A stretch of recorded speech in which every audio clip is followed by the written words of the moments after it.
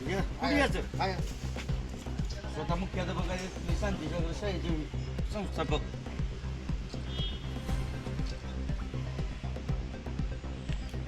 ठिकाणी प्रभाग क्रमांक 10 मध्ये तसेच लातूर रोड गोपाळनगर भाग जिथे की शाळा आहे तिथं अवैध धंदे खूप प्रमाणात चालू आहेत असं कळालेलं.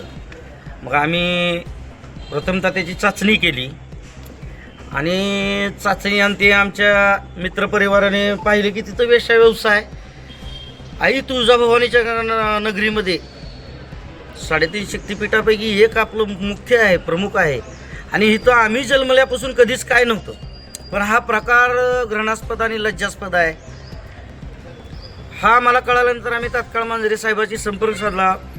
मांजरे साहेब मध्ये लगेचच कारवाई करतो, पण 4-8 दिवसात कारवाई झालेली दिसून न आल्यामुळे स्वतः नगरसेविका तिथं जाऊन येऊन पाहणी केली आमचे कुमार अण्णा पांढरे यांनी.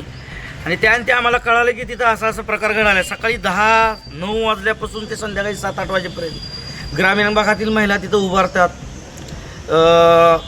हे लावून पल्लू लावून उभारतात, हातवारे इशारा करतात.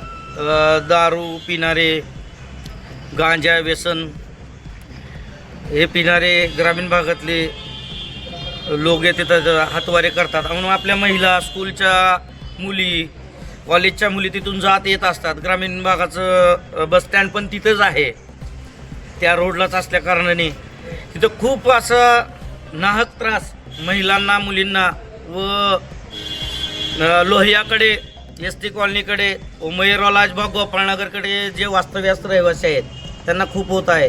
म्हणून तातडीनं याच्यावरती कारवाई करा आणि ही मुळासकट जी काही कीड लागलेली आहे तुळजापूर शहरामध्ये नवीनच काय तर हे संपवायचं कर्तव्य आणि दायित्व जसं आमचं आहे तसं पोलीस प्रशासनाचं आहे. म्हणून आज आम्ही त्यांना निवेदन दिलेलं आहे.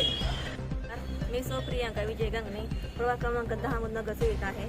माझ्या परिसरात म्हणजे आमच्या परिसरात गोपाळनगरमध्ये अवैध धंद्याचं प्रमाण खूप मोठ्या प्रमाणात आहे.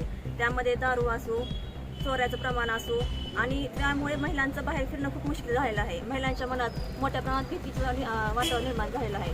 माझी पोलीस प्रशासनाला एवढीच विनंती आहे की त्यांनी लवकरात लवकर कारवाई करावी आणि लवकरात लवकर कारवाई जर नाही केली तर आम्ही सर्व महिला मिळून इथे आंदोलन करण्यात येईल.